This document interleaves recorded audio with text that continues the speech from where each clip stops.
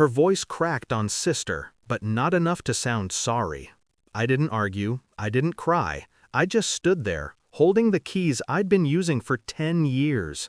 The same keys I'd used to unlock her front door when she was sick, to bring her groceries, to fix that leaky roof when no one else showed up. I just nodded and said, okay, that was all. Inside, something cold settled in me. Not anger, not shock, just calculation. My sister, Claire, was always the favorite, the golden child. Perfect hair, perfect smile, perfect lies. When Dad passed, she vanished for months. When the bills came, she was too busy. When Mom got sick, she couldn't handle hospitals.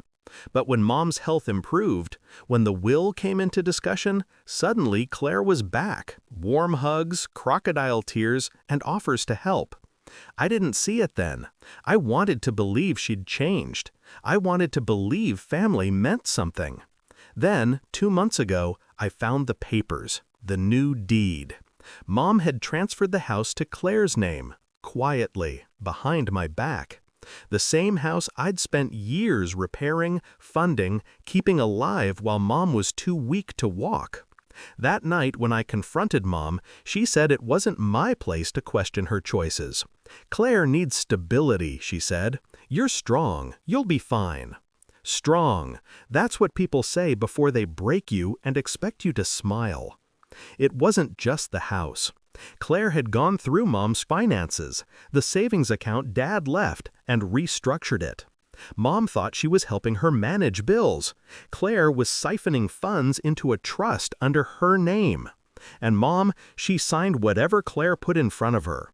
I didn't scream, I didn't fight. I just watched, listened, collected.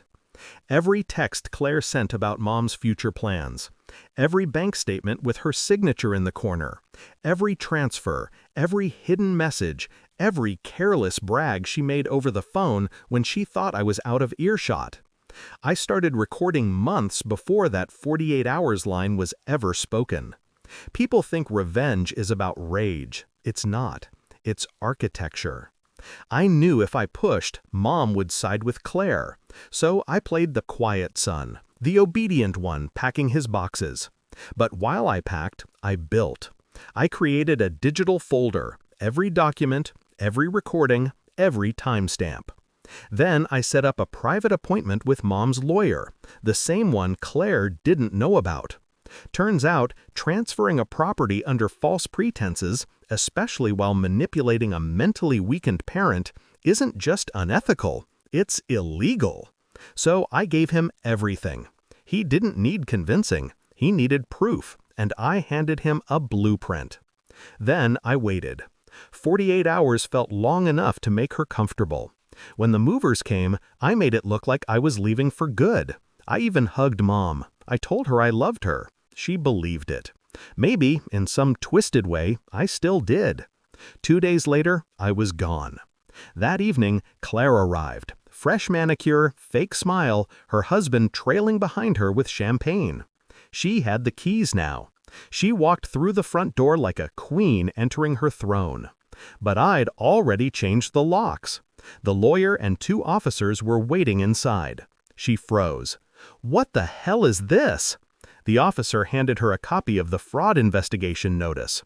The lawyer spoke softly. "Miss Claire, we have evidence you coerced your mother into transferring property and funds under deceptive conditions." Mom's face went pale. "What are they talking about?" I stepped out from the kitchen. Calm. "About your daughter," I said. "About what she did while you thought she was helping." Claire turned to me, eyes wide. "You set me up?" "No," I interrupted. "You set yourself up. I just hit record." She lunged forward, but the officer stepped between us. Mom started crying, the kind of cry that isn't for sadness, it's for realization. Every illusion she'd built around Claire cracked that night. They escorted Claire out in silence. The champagne bottle rolled on the floor, leaking sticky sweetness across the tiles I'd laid by hand. 2 weeks later, the lawyer called. The property title was frozen. The funds were reversed. Claire was facing charges. Mom didn't speak to me for a while. Then one morning she called. Her voice was small. "I didn't know," she whispered. I said, "I know." But I didn't tell her that forgiveness wasn't what I was looking for. I didn't move back into the house. I let Mom keep it, free of Claire's shadow. I bought a small place by the lake instead. Peaceful, quiet. Sometimes I still think about that moment. The look on Claire's face when she realized the game was over. It wasn't satisfaction I felt. It was symmetry.